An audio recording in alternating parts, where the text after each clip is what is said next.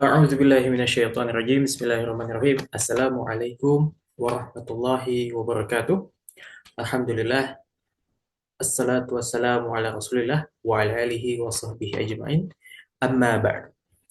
Baik, di sini perkenalkan saya Muhammad Faris Hasan. Saya merupakan mahasiswa pada program studi ilmu Al-Quran dan Tafsir Universitas Ibn Khaldun Bogor, yang mana eh, tujuan ya dari dilakukannya pembuatan video ini adalah dalam rangka untuk pemenuhan tugas ujian akhir semester mata kuliah metodologi penelitian yang mana diampu oleh dosen kami, Bapak kandidat Dr. Rifki Abdul Bari, SEMEI.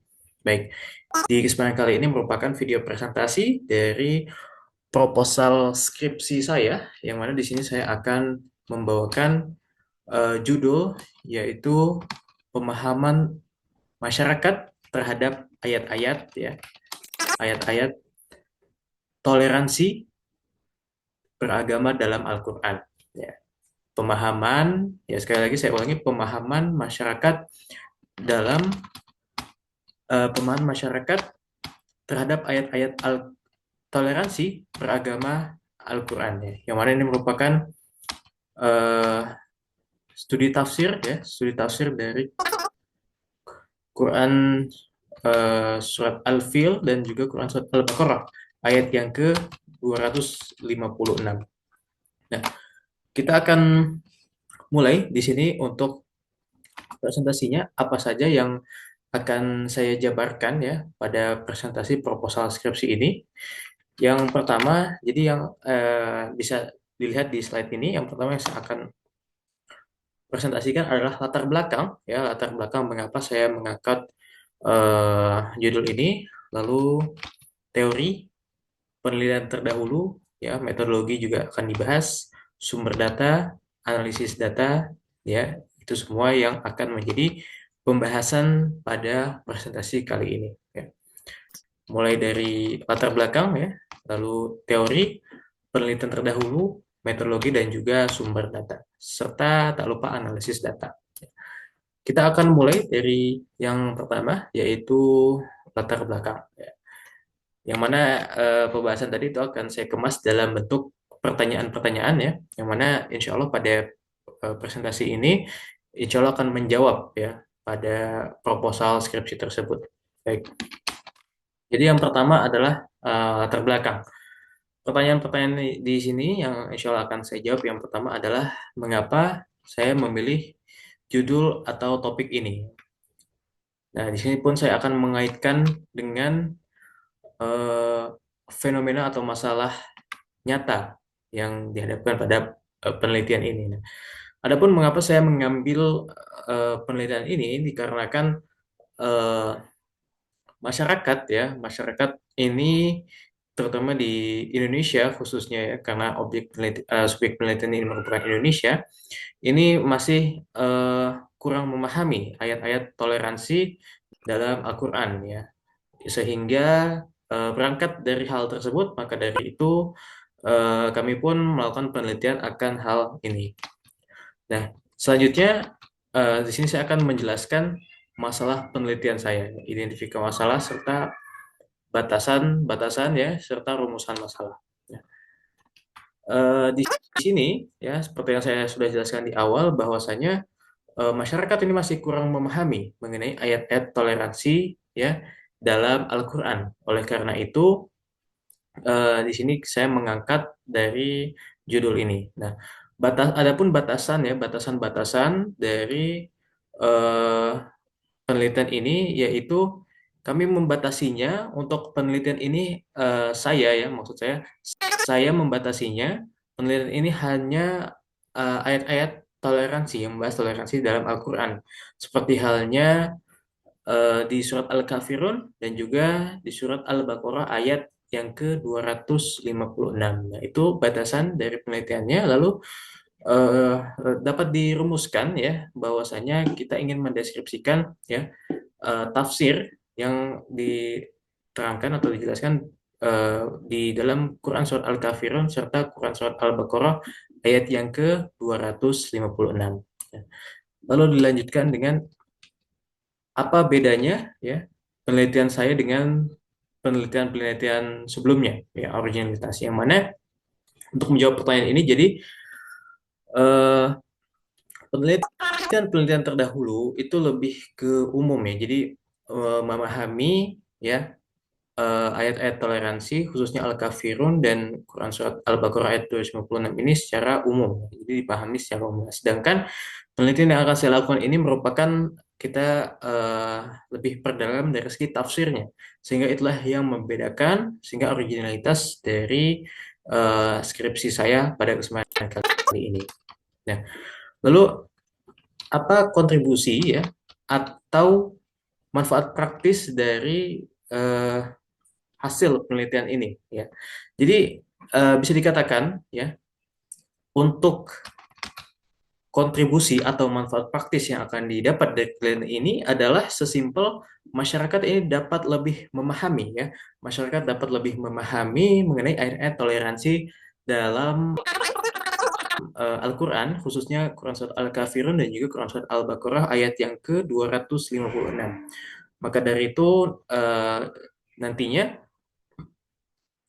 masyarakat pun itu akan eh, lebih bijak lagi ya dalam melakukan yang namanya toleransi. Itulah manfaat ya atau kontribusi ya manfaat praktis yang akan dirasakan dari hasil penelitian ini. Ya. Kita lanjut ke pembahasan selanjutnya, yaitu pembahasan selanjutnya adalah mengenai teori ya dan juga penelitian terdahulu ya. Teori dan penelitian terdahulu. Di sini saya akan menjelaskan secara singkat ya. Saya akan menjelaskan secara singkat mengenai teori-teori ya dan juga fokus dan subfokus yang dilakukan pada penelitian ini. Jadi teori yang kita gunakan ini tentunya eh,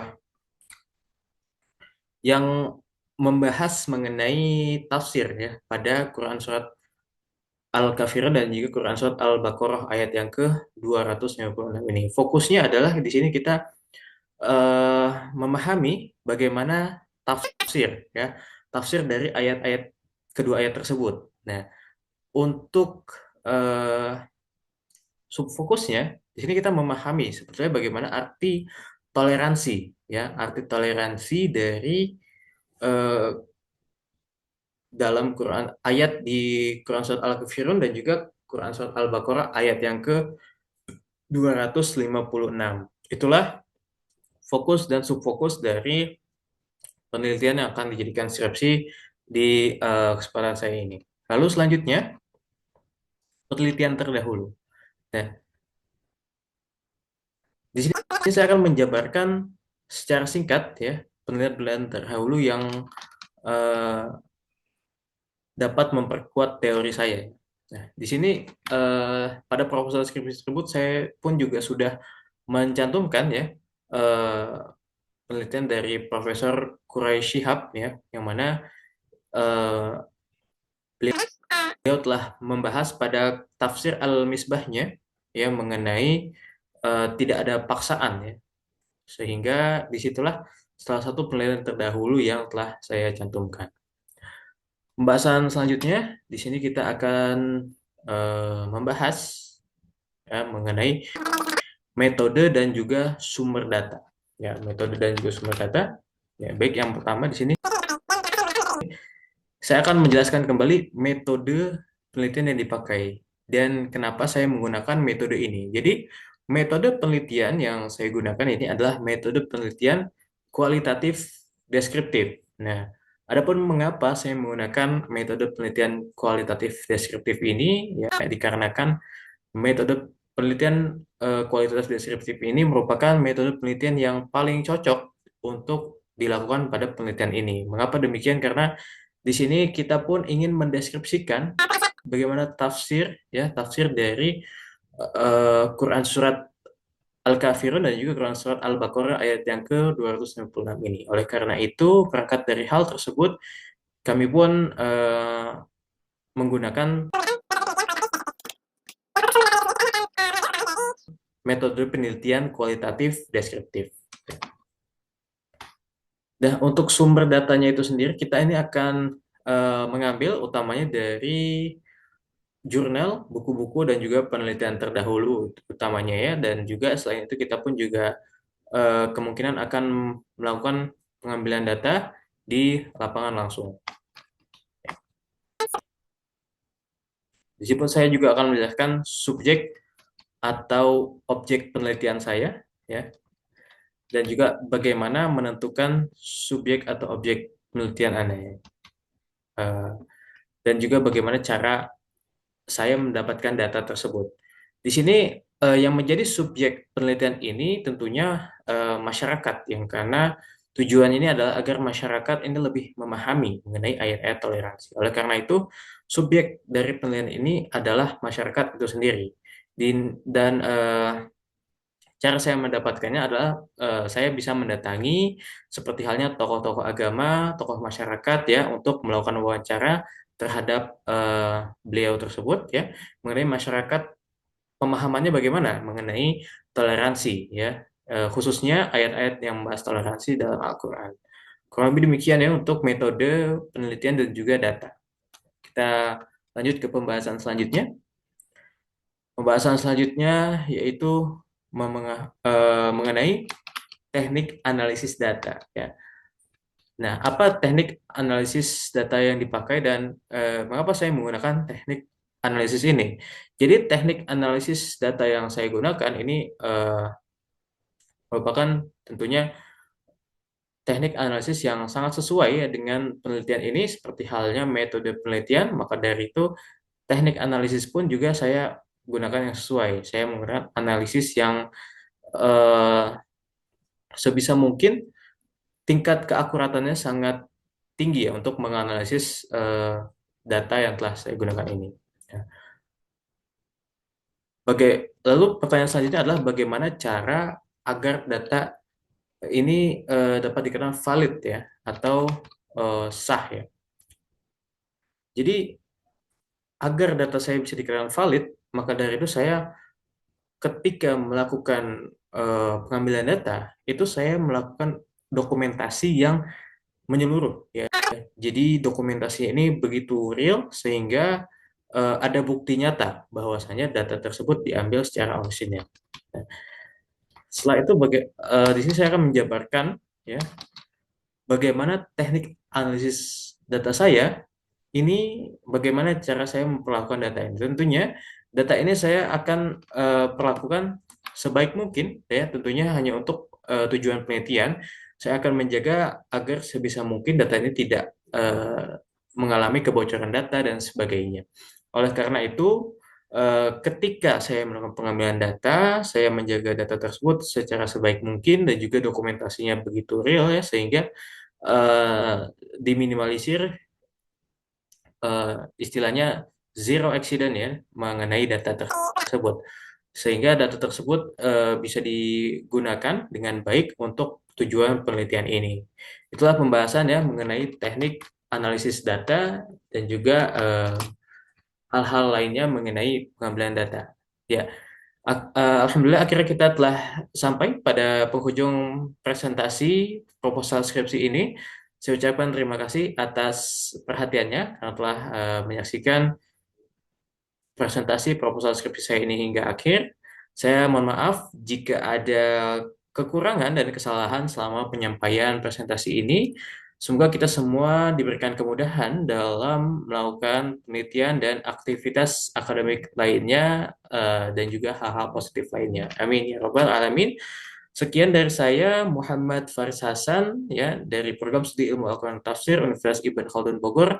Di sini saya pamit undur diri. Wabillahi taufik wal hidayah. Wassalamualaikum warahmatullahi wabarakatuh. Syukran wa jazakumullah khair.